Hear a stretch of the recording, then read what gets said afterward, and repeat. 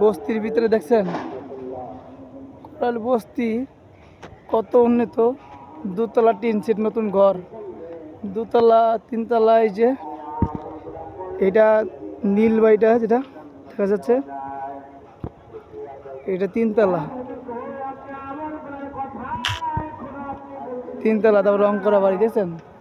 সব নেতাগো বাড়ি, সব নেতাগো বাড়ি, অথচ দান খরচ করে এই বস্তিতে মনে হয় গরিব আছে, মনে হয় না।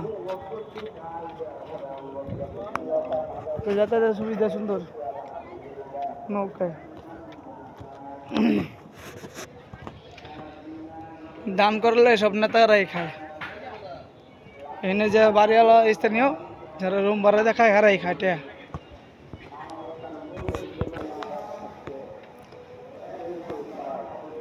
বস্তির ভিতরে যাকে মনে করেন যে 20টা ঘর, 10টা ঘর, 15টা ঘর, যা মনে করেন 4-5টা ভাই দেওয়া যায়। 4-5টা ভাই থাকলে 2-3 ভাই করে আওয়ামী লীগ, আর বাকি 2-3 ভাই করে নাহলে বিএনপি। এক ক্ষমতা বিশাল। তারা এই বস্তিতে সাহায্য হইলেই তারা এই টিয়াগুলা যে সময় যে দল আসবে তখন ওই দলেই হ্যান্ডলিং করে। এই বস্তিতে কোনো সাহায্য হইলে তারা বস্তির গরিব হাইজা লওয়া যায়।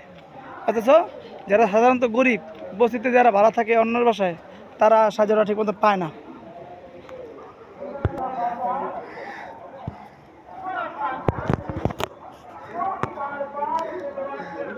আমি বলতে চাই এই সাধারণত গরিব যারা অসহায় তাকে খুঁজা হয়তো মানুষের দেওয়ার সময় নাই, তার জন্য তারা যাকে বিশ্বাস হয় তাকে দেওয়া দেয়। তারা বিশ্বাসের মর্যাদা রাখে না। আর যারা সাধারণত গরিব তারা দেখেন যে ভাঙা ঘরে থাকতেছে আর পচা খাবার খাইতেছে, অথচ ভালো খাবার পায় না আর ভালো সাহায্য পায় না। কিছু মানুষ আছে তারা দুষ্কৃতিত, তারা অসহায় মানুষের পাশে দাঁড়ানোর কথা কয়ে এই ভালো টাকাগুলো তারা খায়, ভাঙা টাকাগুলা এইসব গরিব মানুষের দেয়। দেখেন যার জায়গার টাকা পয়সা বেশি তারা কি সুন্দর বস্তির ভিতরে নতুন টিন সেট, নতুন বাড়ি, 2তলা বাড়ি, 3তলা বাড়ি করে থাকতেছে।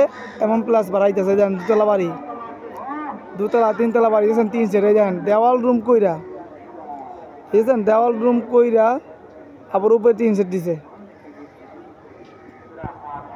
আর সাধারণত যারা গরিব জায়গা এটা নিয়ে জায়গা আছে, হেরা যে নেতা খাতারা চাপাইতে কথা চাপায় লাই